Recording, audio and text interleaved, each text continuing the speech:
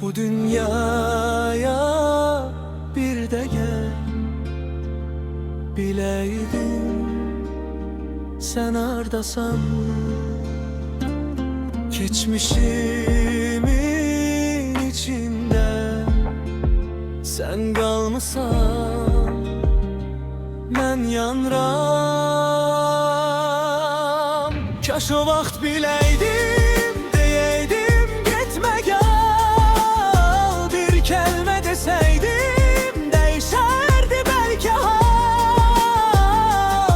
Bu dünyaya bir de gel, gözlerimde yerin var. Kaş o vaxt bileydim, itirmezdim seni ya.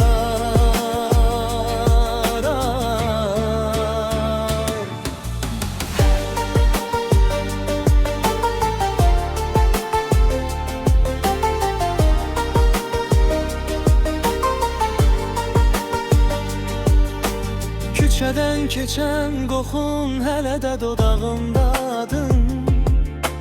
Gecələr soruşuram kim toxundu ürəyinə dadın.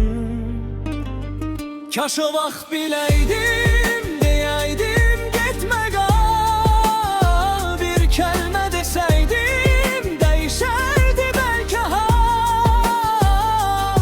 Bu dünyaya bir də gəl, gözlərimdə yerin var. Kaş o vaxt biləydim, itirməzdim səni ya.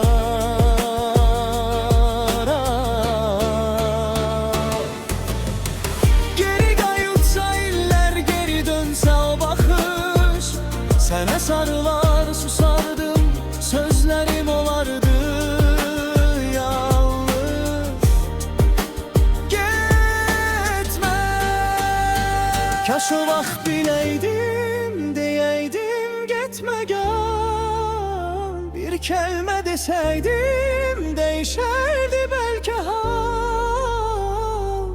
Bu dünyaya bir də gəl, qəlbimdə taxtın hazır. Kaş o vaxt biləydim, olardın bugün də yar. Kaş o vaxt